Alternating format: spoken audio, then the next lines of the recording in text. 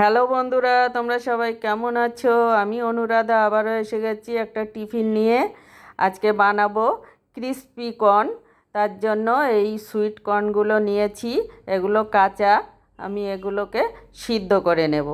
তার জন্য বাটিতে জল বসিয়ে দিয়েছি, আর দিয়েছি একটু লবণ, আর দিয়ে দেব সেই কর্নগুলো।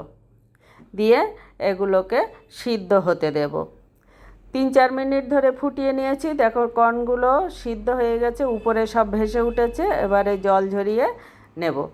একটা চপারের মধ্যে দিয়ে দেব একটা পেঁয়াজ, আর দেব একটু আদা, আর একটা কাঁচা লঙ্কা, আর ধনেপাতা কুচি দিয়ে এটাকে চপ করে নেব।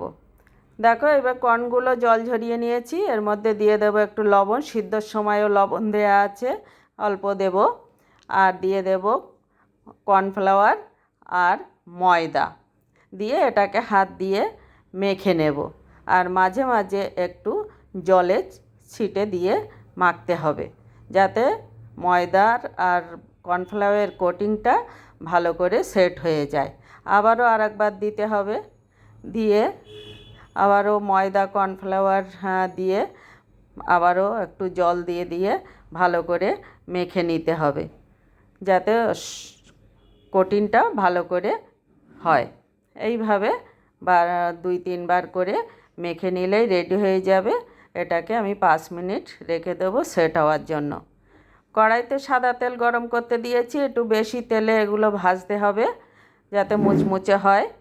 আর একটা ঢাকনা সামনে রাখবো, এইগুলো তেলে দিলে ফাটতে পারে, সেই জন্য ঢাকনা দিয়ে একটু সামনে রেখে রেখে ভাজতে হবে।